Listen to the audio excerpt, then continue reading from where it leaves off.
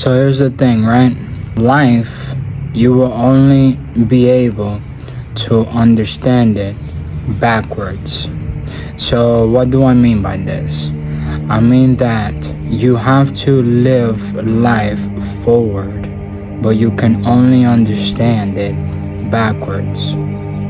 So it is sometimes till we get onto the other side of that situation, of that system of things, what it is that we're experiencing, going through at that time, and then we have a minute to sit down and reflect and really think on what's going on in this period of our lives. You're not going to understand every as it's coming at you once it's going on. So the calm after the storm is a reflective time. You have to take this time to extract the lesson from the mistake and really fully receive the message, or else it's a mistake. See, you didn't only make one mistake, but by not learning from that mistake and repeating it again, you're making a second mistake. Now that's called a choice. So how we get to change is not by chance, but by choice. And choice is what gives us the power to be better. It's one of God's gifts. He gives us the freedom of choice, so we can choose to do the right things, get better, continue to move forward. You see, life is not as much about as what happens to you, but how much you can take, how hard you can get hit, and keep moving forward. That's what Rochy said, and Rocky Balboa, yes. So see, I only studied the greats. That's why I'm the greatest right now. And I don't say this from a place of cockiness or arrogance or being arrogant. They asked Kobe, yet again, Kobe Bryant, one of the greats, what gives you the confidence in the game or in business or in life and family with your children, your wife? What gives you the confidence? What gives you the edge ahead? Well, Kobe said, what gives me the confidence, you see, it comes from the preparation. The fact that I have done this, I have studied this, I have practiced this thousands of times before. So by the time that it's game night, what's one more? What's one more? You understand me? So we get confidence by not breaking the promises we make to ourselves each and every day. If you say you're gonna get up at a certain time, if you go into sleep at a certain time, it's a ritual as well.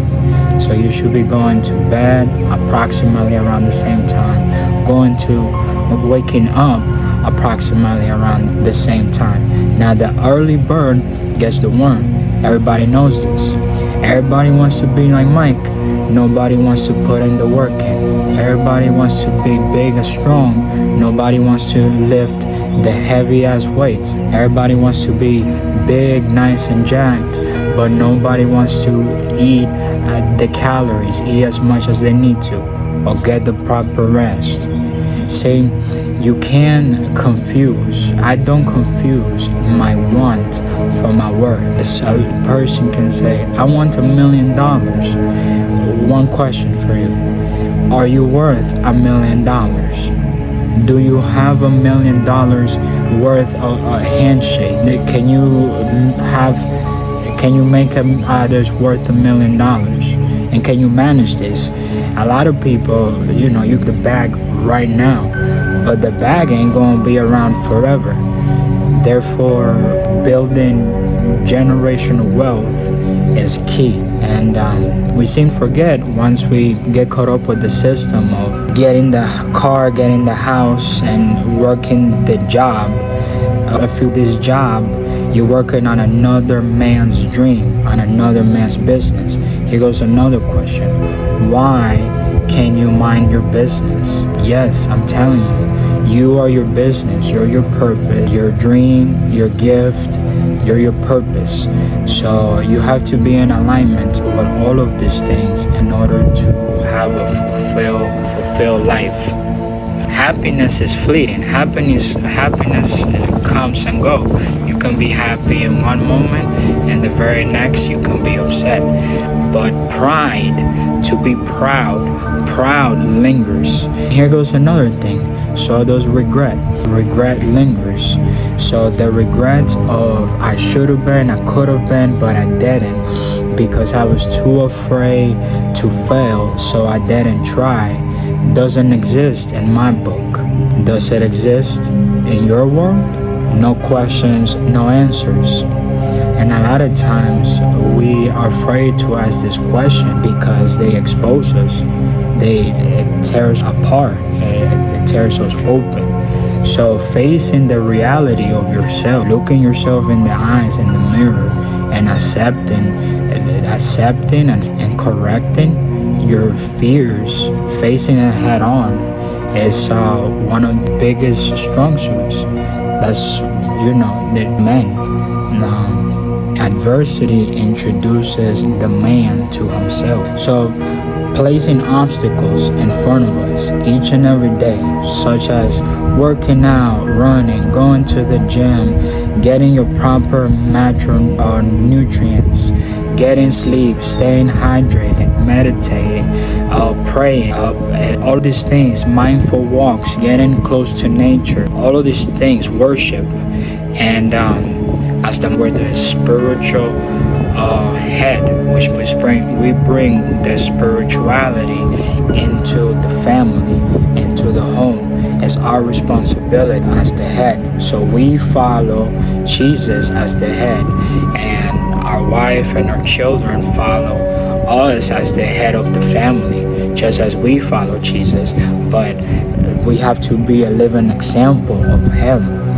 Not only we're created in God's image, but we must reflect his qualities. And how we reflect his qualities is by practicing them. Now practice, we will never be perfect till such day, but progress over perfection is what we're practicing. So each and every day we get up with the fire and the desire to get better and better each and every day. This is financially, first of all, spiritually, financially, physically, this economically, socially, figuratively, mentally, emotionally, way that you can potentialize. You potentially become better, to become better, to be a better man, become a provider, a protector, and provision to know leadership. As leaders, we're not followers. Therefore, we have to become able to lead ourselves first, the conversation, and then we can lead others. I heard someone said once, you can't help anyone else until you can help yours first. So this is why we have to do the proper maintenance on ourselves. And as a man, mostly, but applies to women, there's for improvement. That's what I'm saying. So moral of the story is that we have come better, and we're becoming better, and it's a road ahead. And this is the reason why I'm making these videos and this content. It's not so much for the content, but it's to put this message out there and be a beacon of hope and inspiration of light, and motivate and inspire, be inspiration and spark that inspiration wild in others. All it takes is a little tiny spark, and you can set the whole forest on fire. And therefore, here I am. So I hope you enjoy this. I hope you got something out of it.